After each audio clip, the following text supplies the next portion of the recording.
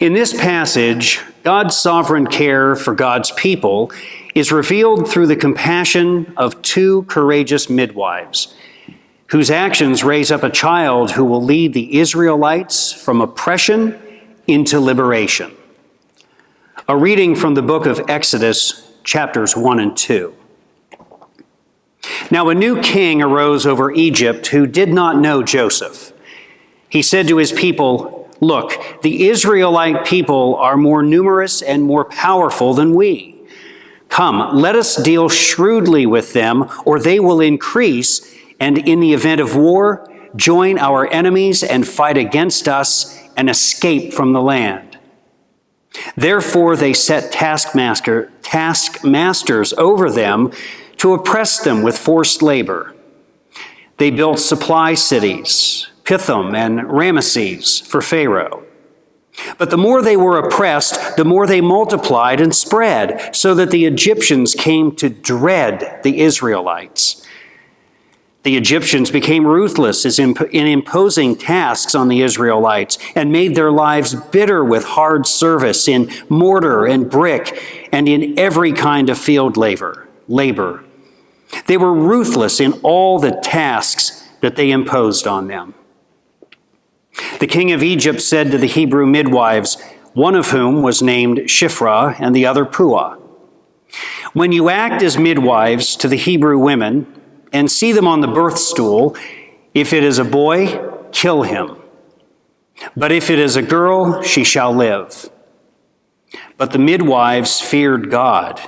They did not do as the king of Egypt commanded them, but they let the boys live. So the king of Egypt summoned the midwives and said to them, "Why have you done this and allowed the boys to live?" The midwives said to Pharaoh, "Because the Hebrew women are not like the Egyptian women, for they are vigorous and give birth before the midwife comes to them." So God dealt well with the midwives, and the people multiplied and became very strong. And because the midwives feared God, he gave them families. Then Pharaoh commanded all his people, "Every boy that is born to the Hebrews you shall throw into the Nile, but you shall let every girl live." Now a man from the house of Levi went and married a Levite woman. The woman conceived and bore a son, and when she saw that he was a fine boy, she hid him 3 months. When she could hide him no longer, she got a papyrus basket for him, and she plastered it with bitumen and pitch. She put the child in it and placed it among the reeds on the bank of the river. His sister stood at a distance to see what would happen to him. The daughter of Pharaoh came down to bathe at the river, while her attendants walked beside the river. She saw the basket among the reeds and sent her maid to bring it. When she opened it, she saw the child. He was crying, and she took pity on him. "This must be one of the Hebrews' children," she said. Then his sister said to Pharaoh's daughter, "Shall I go and get you a nurse from the Hebrew women to nurse the child for you?" Pharaoh's daughter said to her, "Yes." So the girl went and called the child's mother. Pharaoh's daughter said to her, "Take this child and nurse it for me, and I will give you your wages." So the woman took the child and nursed it. When the child grew up, she brought him to Pharaoh's daughter, and she took him as her son. She named him Moses because, she said, "I drew him out of the water." Word of God, word of life. Thanks be to God. Who do you say that I am? Jesus' question hangs in the air at Caesarea Philippi, a city at the intersection of trade, religious pluralism, and the power of the empire.